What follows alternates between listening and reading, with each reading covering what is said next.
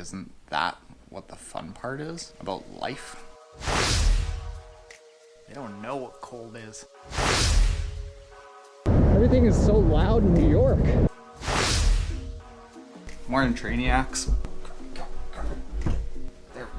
Today is officially day one of social media week in New York City. And I believe I have, it's gotta be something like 8, anywhere from 40-minute to I think hour and 10-minute sessions at the Time Center and I think some meeting place called Covine. That's by Time Center. It's not quite Times Square, but it's close. I did the Times Square thing last year. That's crazy. That is like every North American commercial business tactic, like just crammed into one. It's nuts. It was neat to see though. This conference here is not actually for Triathlon Taren. I do learn some things that I apply to Triathlon Taren, but it doesn't have to do with me making Triathlon Taren this massive social media thing. I think just by hanging out with you dudes and sharing my triathlon story, that'll end up happening, and that's a lot more heartfelt and fun. This is more for the social media ad agency that I started last year, and Mel and Teddy, who you might know from previous vlogs, work at with me. And it's about big company brand management. I've been to traditional internet conferences and I've been to social media conferences, and social media conferences are way more authentic and real. And the conversations aren't about how to make more money and skim more money off of your followers at all. It's more about, or it's almost entirely about how to create a better connection with your followers. And that felt a lot cooler to me last year when I went to both the traditional internet and the social media. And I was like, why would anyone not want to have any sort of connection to their followers at all? Like, isn't that what the fun part is about life? So I gotta go really quickly. I gotta figure out how to work the subway from where I am and get there. I have a run later today, and this afternoon I've got a nice long break. Sit down and we'll talk triathlon things. I got something in mind that I want to share. Gotta go.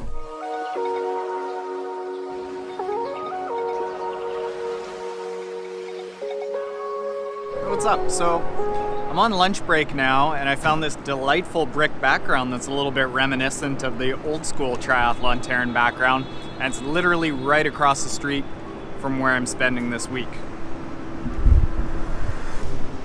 That's the Time Center. Ideas here on how to approach tapering.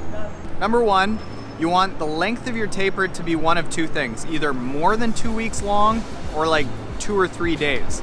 Anywhere in between there, like in the 5 days to 10 days, what's happening is your body is figuring out that it has to change its approach, but it doesn't have enough time to do that. If you're going just a few days, your body isn't yet readapting and using energy to readapt, or if it's longer than 10 days, 2 weeks, it's going to be able to adapt. It's that gray period that you want to stay out of. Next, things that make the requirement for a taper period longer. If you're doing a bigger race, it needs to be longer.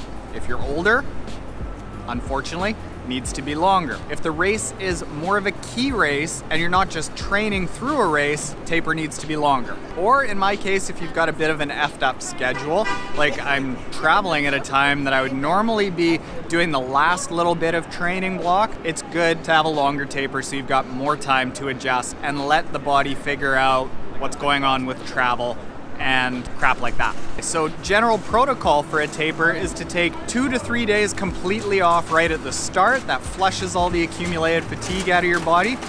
The 2 days out before the race, you take a day off. The day before the race, you do some punchy stuff. And that time in between the main part of the taper, dial the volume way back, keep some punches of intensity. Not so much that you feel fatigued, but just enough that you feel challenged, because you don't want to be breaking your body down, you want to be building it back up, but you want to remind it how to go fast. What else? 2 final things. Hire a coach that has a lot of experience with different types of tapers and different schedules of tapers. Communicate with that coach how it goes for you, and then figure out what works for you, because some people work really well on just a 2 or 3 day taper. Others work really well with a 2 or 3 week taper, and keep track of how you perform based off the different experiences. All right, I gotta go get a coffee and get back at it. Run time later tonight.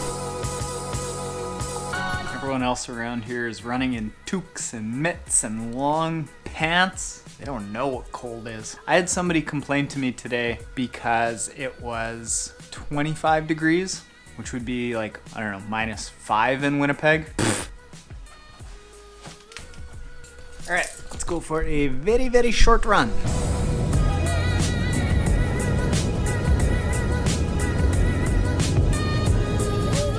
Here is the Manhattan Street Brooklyn Bridge, or it's Manhattan Bridge, or the Brooklyn Bridge, something like that.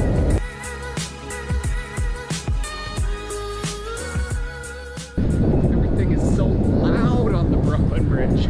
Everything is so loud in New York.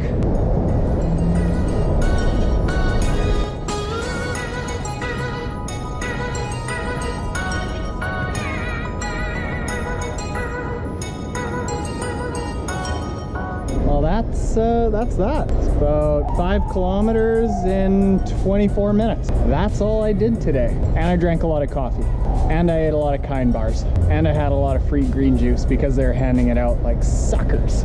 So all in all, that kind of felt like a decent vlog. I wasn't sure how that was going to turn out, but I think we got a keeper on our hands here. Sorry if the audio is no good.